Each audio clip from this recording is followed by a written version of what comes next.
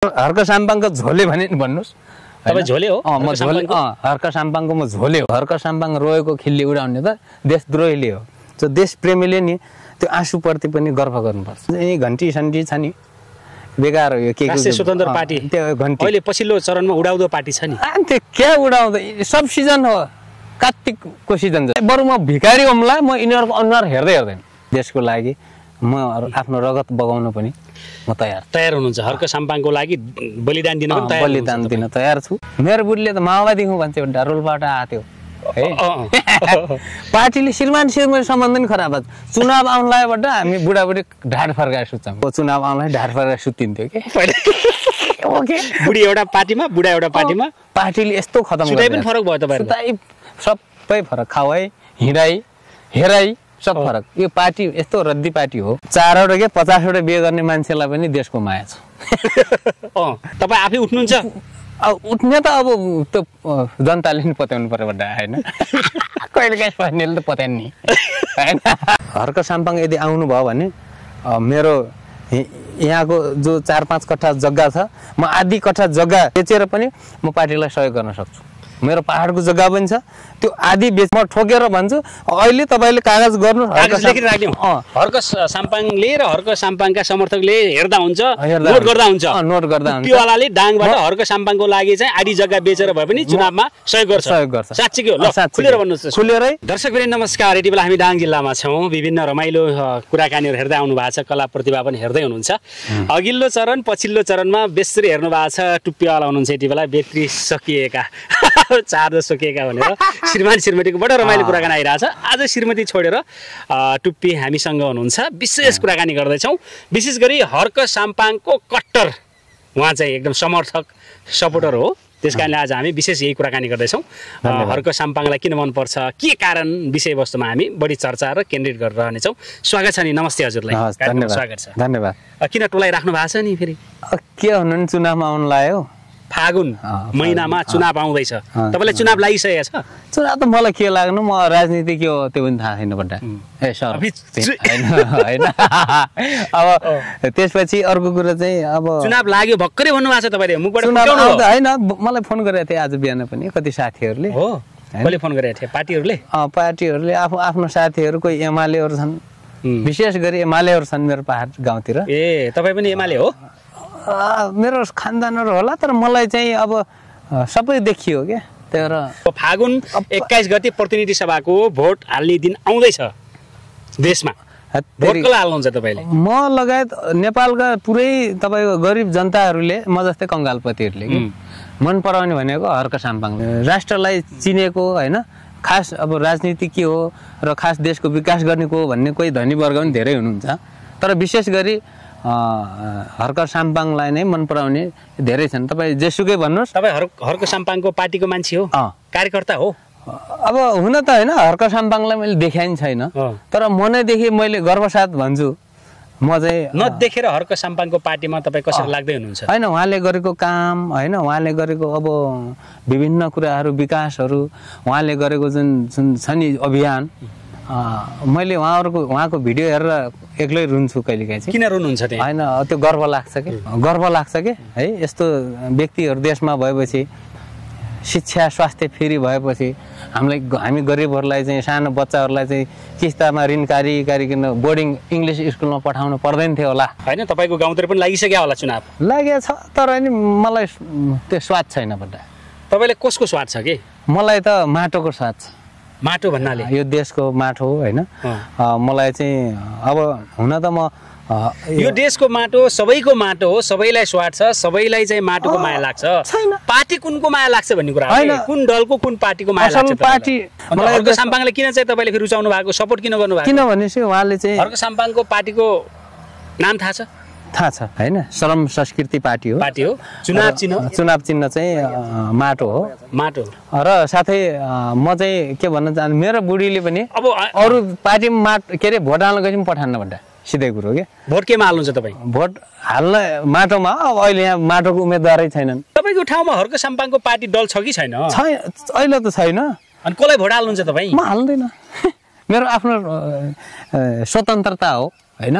म म भोटै हाल्न मलाई तपाईँले नभए मेरो गाउँपालिकामा गएर देख्नु होला वडापालिकामा गएर पनि सोध्नु होला म तिनीहरूको अनुहारै हेर्न गएको छैन बड्डा सिधै मलाई बरु म भिखारी होमला म यिनीहरूको अनुहार हेर्दैन मलाई मतलब पनि छैन कसको अनुहार नहेर्ने तपाईले कसको मुहार नहेर्न जो चाहिँ हेर्न मन लाग्दैन तपाईलाई राष्ट्रिय के अरे यो श्रम संस्कृति पार्टी माटो बाहेक हर्क साम्पाङले जित्छन् चुनाव जित्छन् देशभरिबाट हैन यो पटक जित्लान् नजित्लान् तर हैन तर भोलि चाहिँ हर्क साम्पाङको हातमै यो देश जानेछ हैन अब फेरि यो टुप्पीले चाहिँ फेरि यो के गर्नलाई अगमबानी गर्नलाई भन्लान् हैन भविष्य कुरा भविष्य बानी गर्नलाई भन्लान् तर त्यो होइन अनि जेनजीले आन्दोलन गर्दाखेरि प्रधानमन्त्री बन्न नपाएर रोयो हर्क साम्पाङ भन्छन् के त्यो रोएमा नि माटोको माया थियो के त्यो देशद्रोहीले भन्ने हो हर्क साम्पाङ रोएको खिल्ली उडाउने त देशद्रोहीले हो त्यो देशप्रेमीले नि त्यो आँसुप्रति पनि गर्व गर्नुपर्छ हर्क साम्पाङ त्यसो भए तपाईको नजरमा देशप्रेमी मेरो मात्र हैन मेरो पनि हो तर विशेष गरी मलाई जहाँसम्म लाग्छ यो देशलाई माया गर्ने व्यक्तिहरूले हर्क साम्पाङलाई बाहेक हैन अरूलाई चाहिँ भोट नहाले हुन्छ यही घन्टी सन्टी छ नि बेकार हो यो के राष्ट्रिय स्वतन्त्र पार्टी त्यो घन्टी अहिले पछिल्लो चरणमा उडाउँदो पार्टी छ नि त्यो क्या उडाउँदै सब सिजन हो कार्तिकको सिजन जस्तो रवि लामिछाने पार्टी तपाईलाई मन पर्दैन त्यो भन्ने मात्रै हो क्या त्यो अब म यो विषयमा बोल्ने योग्यको त होइन हुन त तर अनि मलाई जहाँसम्म लाग्छ अब रवि लामिछानेको पार्टीमा गएको नि माओवादी काङ्ग्रेस एमालेबाट गएको त छन् नि सबै अब हर्कको पार्टीमा पनि त गएको तिनी दलबाट त्यस्तो होइन हर्कको अभियानै फरक छ है हर्कसँग त म श्रम गर्छु भनेर राजी भएर गएको छन् नि त हैन के त त्यसैले काम गरे आज फरक विषय आयो के सडै टुप्पीले बुढाबुढी बसेर रमाइलो गर्ने हँसाउने मान्छे चारवटा बिहे गर्ने मान्छे कान्छी बुढीसँग रमाइलो गर्ने मान्छेले आज हर्क साम्पाङको कुरा गर्दैछ हर्क साम्पाङको गीत गाउँदैछ भक्ति भयो भनेर तपाईलाई आरोप पनि आइरा होला त्यो त 4वटा के 50वटा बिहे गर्ने मान्छेलाई पनि देशको माया छ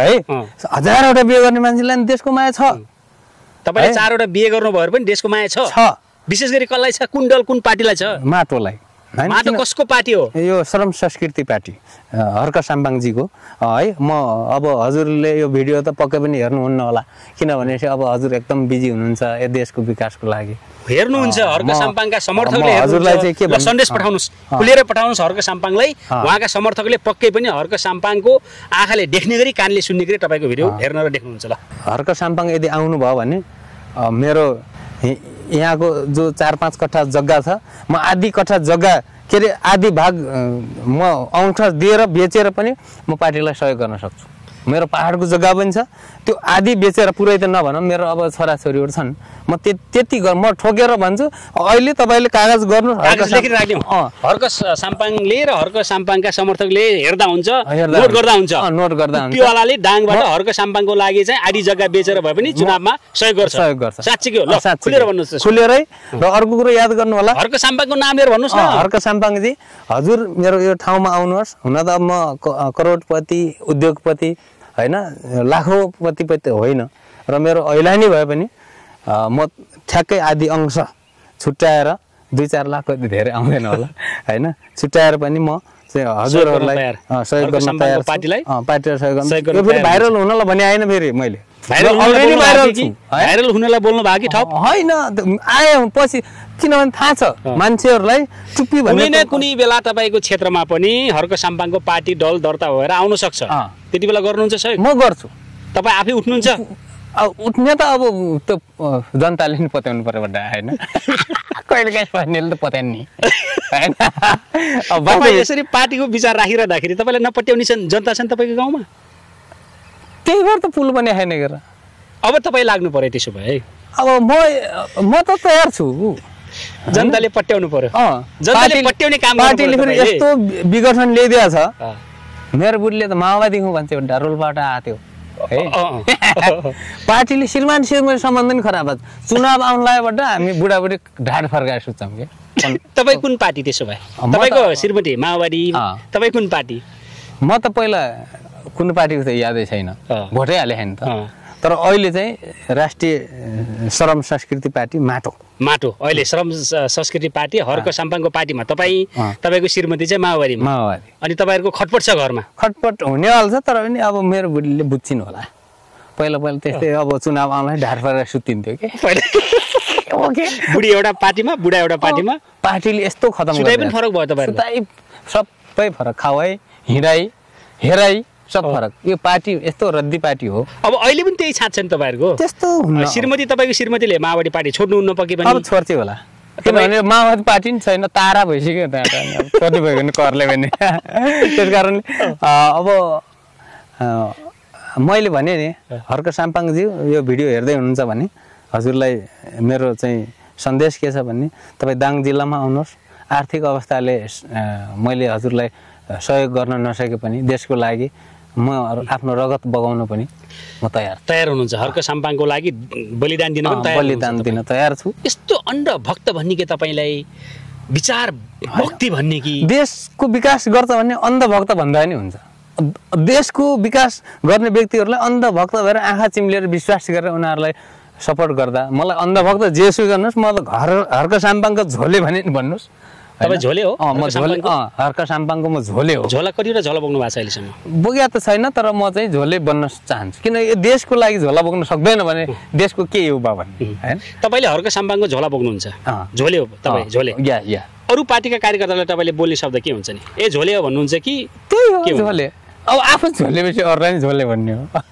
आफू जस्तो छ अरू त्यस्तै आफू जे छ अरू पनि त्यही आफू जस्तो सोचे अरूले पनि त्यस्तै त्यस कारणले म झोले अरू पनि झोले होइन म झोले छैन अरू पनि नझोले त्यस कारणले म हर्क साम्पाङको झोले बन्न तयार छु तपाईँहरू कतिजना झोले बन्न तयार हुनुहुन्छ टुपीलाई चाहिँ मेसेज गर्नु होला सम्पर्क गर्नु होला टुप्पी नभएको टुप्पीमा टिकटकमा या इनबक्समा आउनु होला अब चुनावमा सँगसँगै चुनावमा पनि मासु भातका कुरा पनि आउँछन् रे ट्रान्सपोर्टेसनका कुरा आउँछन् अब तपाईँ एक्लै हुनुहुन्छ यो क्षेत्रबाट हर्क साम्पाङको सपोर्टमा अब चुनाव अभियानमा हिँड्नु होला तपाईँले मासु भात कसरी खाने ट्रान्सपोर्टेसन गाडी कसरी चलाउने मासु भात कारणले चाहिँ आज यो देश यो अवस्थामा पुगेको छ त्यस कारण मासु भात भन्दा पनि हामीले चाहिँ देशलाई पहिले अगाडि ल्याउने हो मासु भात पछाडि ल्याउने हो मासु भात त मिठो नि हुन्छ नि त तर अब यो कुरा यतिकै छोडिदिउँ होइन अब चुनाव सँगसँगै भइसक्यो तपाईँको क्षेत्रमा विभिन्न पार्टीका दलहरूले अब चुनावी नाराहरू लिएर आउँछन् अब तपाईँले भन्ने सन्देश के हो उहाँहरूलाई दिने उहाँहरूलाई के भन्छ भने तपाईँहरूलाई यदि देशको माया छ भने एउटा असल नागरिक हर्क साम्पाङ जस्तो भएर आफूलाई देखाउनुहोस् मर्द साबित गर्नुहोस् नत्र भने आफ्नै देशको लागि चाहिँ नि आफ्नै देशमा चाहिँ नि किरा भएर एउटा चाहिँ नि क्यान्सर भएर देशमा बस्नुभन्दा तपाईँहरू चाहिँ डारुम पानी तताएर मर्नुहोस् तपाईँलाई पनि त्यस्तै भन्यो भने के हुन्छ अर्को विचार राख्ने मान्छे अरू पार्टीका कार्यकर्ताहरू सेम यही भाषा प्रयोग गर्यो भने के हुन्छ तपाईँलाई त्यो त योग्य हुनु पर्यो नि प्रयोग गर्नलाई उनीहरू लखाड्दैछन् देशमा अरू पार्टीहरूलाई हर्क साम्पाङको पार्टी माटो छ नि फक्राउँदैछ किनकि त्यो माटो भन्ने देशको ल हस् धेरै ज्ञान भयो धेरै कुराकानी भयो चर्चा भयो यति बेला टिका टिप्पणी पनि आइरहेको छ होला विचार राख्नुभयो त्यसको लागि तपाईँलाई धन्यवाद छुट्छौँ अब जान्छौँ धन्यवाद।